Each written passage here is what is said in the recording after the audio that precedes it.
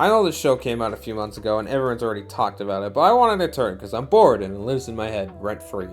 The common take is that it's not as bad, just disappointing and more mediocre than anything, and I had to heavily disagree with that. This show does so many things that I have a hard time wrapping my head around, or just outright decisions that make no goddamn sense, and it just hurts the overall message of the story, and that shows in the characters. So let's start with one of the biggest problems in the show: main characters.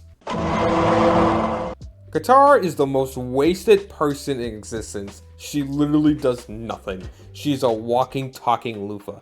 Anything that made her special in the original show is just gone, non-existent, reduced to atoms.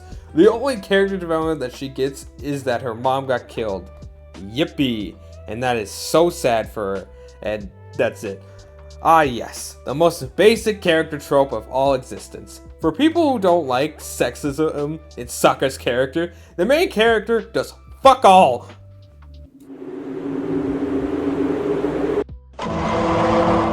I truly do not understand why Azula is here.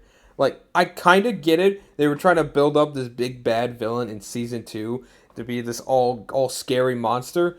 But why is she here? I don't understand. Why is Azula here? You already have limited time with what you have. You got 8 episodes only to bring life to the 4 main characters of this show. And just for some reason, you just shoehorned her in and said, ah yes, let's add another character explain and give some depth. Just why?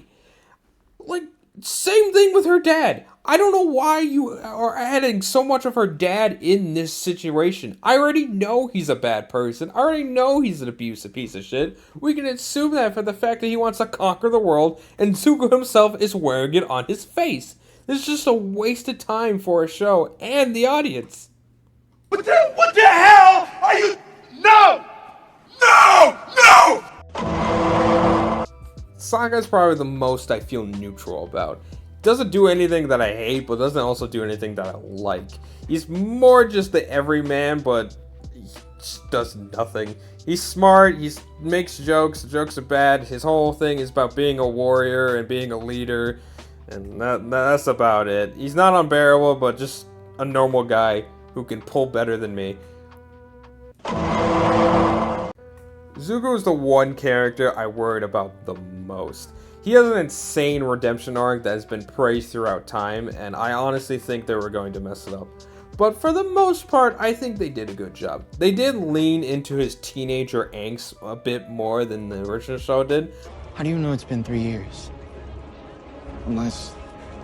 You have my notebook! But I think it worked out in their favor. It shows more of his emotional side to understanding why he needs to find the Avatar and bring him back home to get his honor back. My only complaint is that he never feels like an actual antagonist. He never does anything like super evil to the gang or anything that shows that he has a darker side to him where that abusive shell is. Just more very problematic and a teenager with daddy issues. Uncle Iroh is the one character who I like. I don't think they did anything wrong with him. He's not the same kind of Uncle Iroh we know from this show. He's a lot less himbo dad joke energy and more just loving Zuko and wanting peace for the world.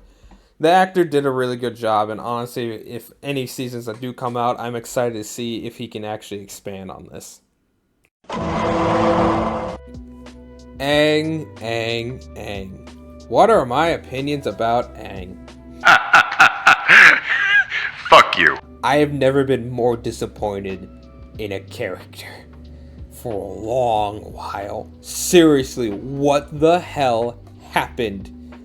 Don't get me wrong, this is not me throwing shade at the actor or any other actor for that matter, but seriously, what the fuck happened? He's given no room to grow or any other room to show that he's just anything.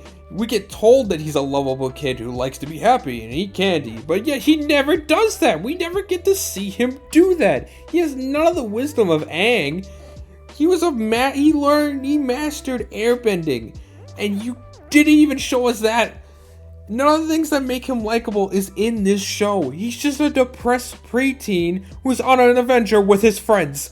Supposed friends. For some reason, He gets blamed for the world's problem even though he just took a minute to go clear his head with Appa, but yet, no, it's his fault. He shouldn't have left. Even though he literally was an accident, and he could say that and be like, hey, you know why I left? It was an accident! Netflix, you should be ashamed of yourselves. No wonder you're the bottom of the barrel when it comes to streaming services, and I still haven't forgiven you for canceling Daredevil. One of the biggest issues this show has when it comes to the writing is that this show has a problem with telling instead of showing. They always tell us how the characters are feeling. They always say, oh, I'm a bit sad because my dad left and he's off fighting a war. And you can't do that because of this morality reason. I'm not going to show you it, but I'm just going to tell you you can't do that. It never has us asking questions or trying to figure out what happened. What happened to Uncle Ira's son? He is dead. What happened to Sokka and Katara's mom? Burnt alive. What is the Avatar and what does it mean? What does it mean to be an Avatar? Don't worry, Grandma got you covered! As a fan, I already know these answers, and I know what they're going to lead to. But if you're new to this world, they just hand-fisted you all the information you need, leaving nothing for interpretation, and I haven't even got to the worst part. The thing that they foretold us this was going to be a fucking shit show. When the show was getting made, I remember seeing an article about how the showrunner wanted to appeal to the Game of Thrones fans. And I honestly had no idea at the time if that was going to be a good thing or a bad thing. I honestly was like, let them cook. Now, I realize that was a terrible mistake. One of the reasons why Game of Thrones worked so well is that it had a TV rating to match its mature tone.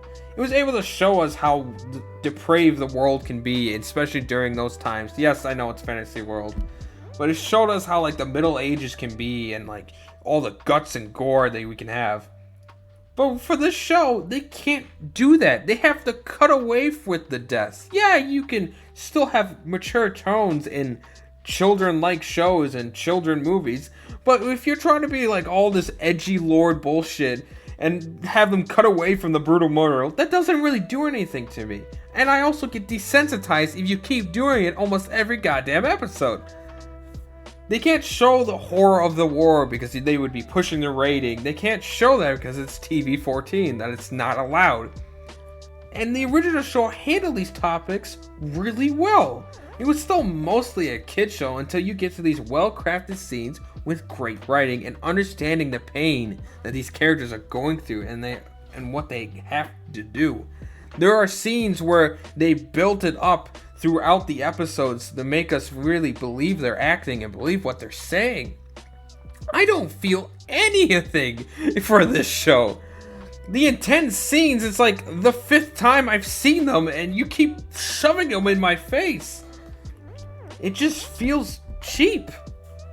I honestly don't know what are they gonna do in season 2. I don't want these people to be like out of a job, out of work, and I honestly want them to make season 2 so they can get better. Give Katara a little bit more of a fucking life, please. I was just heavily more disappointed, and I honestly couldn't agree with it's just a bit mediocre. It's more insulting to me, and maybe that's because I'm a fan of the show. And maybe that's because I just wanted it to do good, but it didn't. So I guess that is the end of my little rant. One thing I will add is if you do really like this show, that is completely fine. I'm not trying to convince you that you should hate it or that's the worst thing in the world. Trust me, there are worse shows and movies that I can make that argument. I hope you find the video at least a little fun and you get to hear my schizo rants. I'll be trying to be making more types of these videos. Hopefully they will do well and hopefully I can enjoy them. Thank you for watching.